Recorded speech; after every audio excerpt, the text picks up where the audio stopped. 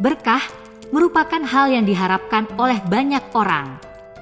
Karena bertambahnya kebaikan yang banyak, sehingga dapat menghadirkan manfaat bagi diri sendiri maupun untuk orang lain. Dengan kata lain dapat dipahami pula bahwa berkah adalah hidup yang penuh manfaat. Sebagai contoh, harta yang berkah adalah harta yang bermanfaat. Yakni, harta tersebut akan senantiasa membawa pemiliknya ke dalam ketaatan kepada Allah. Harta yang tidak berkah adalah harta yang tidak bisa menghadirkan manfaat seperti halnya harta berkah. Sebagai contoh, harta yang tidak berkah biasanya akan menjauhkan pemiliknya dari Allah, sebab harta tersebut digunakan untuk kemaksiatan. Selain dikaitkan dengan bertambahnya kebaikan, berkah adalah nikmat. Nikmat yang dimaksud bisa bersifat nikmat material, seperti harta benda, maupun nikmat spiritual, ketenangan, kesehatan, dan sebagainya. Secara bahasa, berkah adalah istilah yang berasal dari kata dalam bahasa Arab, yakni barokah, yang artinya nikmat. Sementara itu menurut Kamus Besar Bahasa Indonesia, KBBI, berkah adalah karunia Tuhan yang mendatangkan kebaikan bagi kehidupan manusia.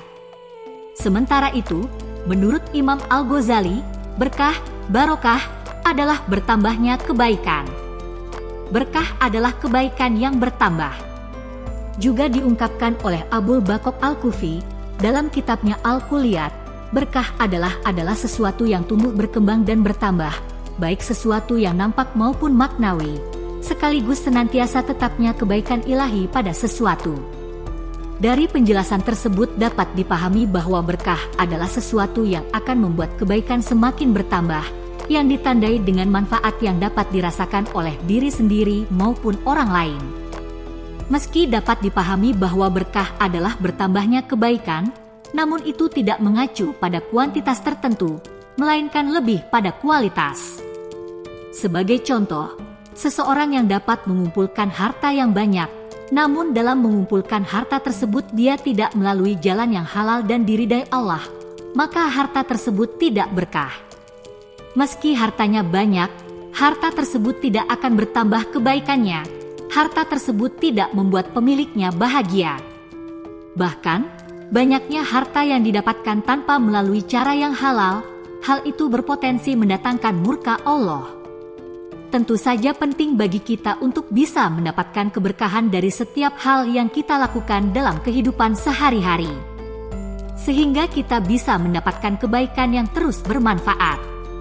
Orang yang telah menerima atau mendapatkan keberkahan memiliki ciri-ciri berikut. 1. Merasa bahagia ketika berbuat baik.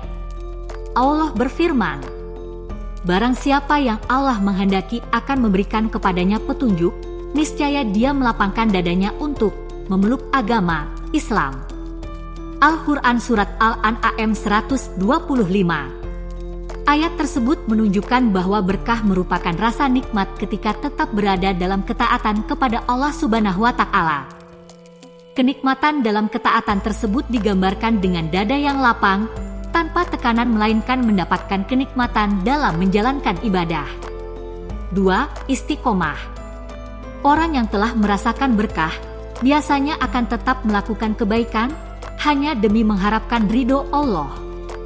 Bahkan, kalaupun dia tidak mendapatkan sambutan baik dari orang lain atas kebaikannya, dia akan tetap berbuat baik dan beramal soleh, semata-mata hanya demi mendapatkan ridho Allah. 3. Sabar ketika menghadapi ujian. Dengan keberkahan, maka orang-orang tersebut akan mudah untuk bersabar dalam menghadapi berbagai ujian, baik ujian dalam kebahagiaan atau kesulitan. Allah berfirman, "Hai orang-orang yang beriman, bersabarlah kamu dan kuatkanlah kesabaranmu dan tetaplah bersiap siaga, dan bertakwalah kepada Allah, supaya kamu beruntung." Al-Quran Surat Ali Imran 200. Lalu, bagaimanakah kita bisa mendapat keberkahan tersebut?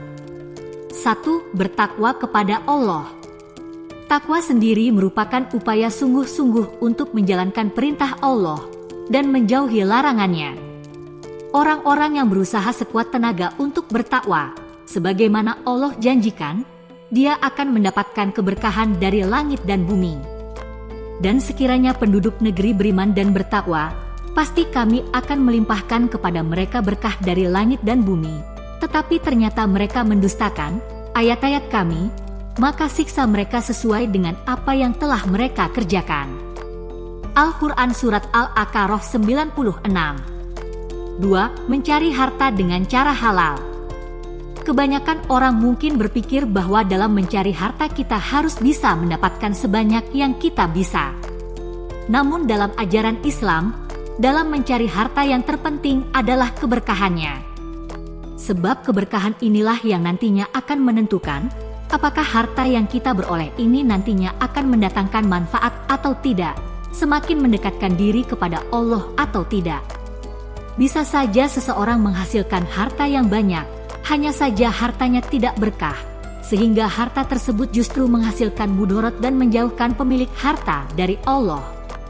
Oleh karena itu, penting bagi kita untuk mencari harta dengan cara yang halal. Dengan begitu, meski harta yang dihasilkan sedikit, namun dengan keberkahan, yang sedikit itu akan menghasilkan manfaat dan semakin mendekatkan diri kepada Allah.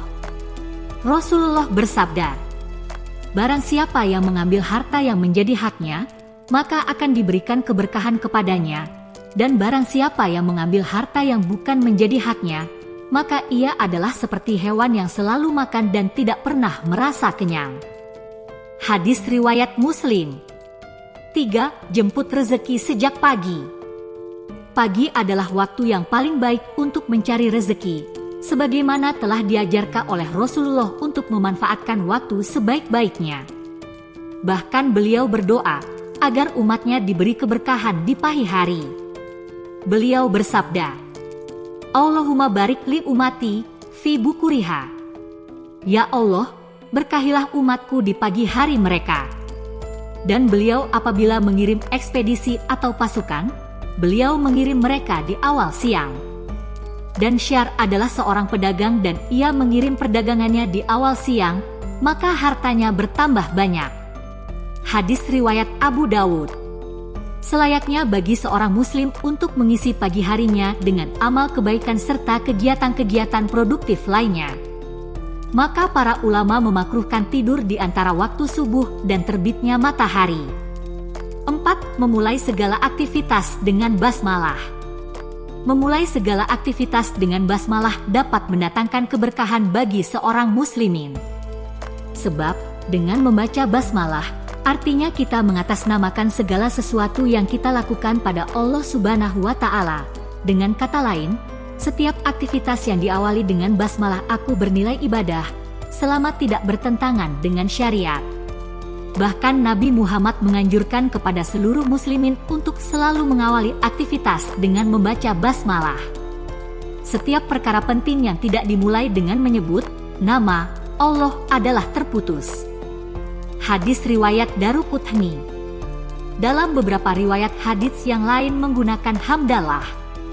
Apapun aktivitas yang tidak dimulai dengan basmalah atau hamdalah, maka akan terputus. Ibnu As-Sholah menjelaskan bahwa yang dimaksud dengan terputus adalah sedikitnya barakah pada sesuatu. Semoga hidup kita selalu dipenuhi dengan keberkahan. Amin.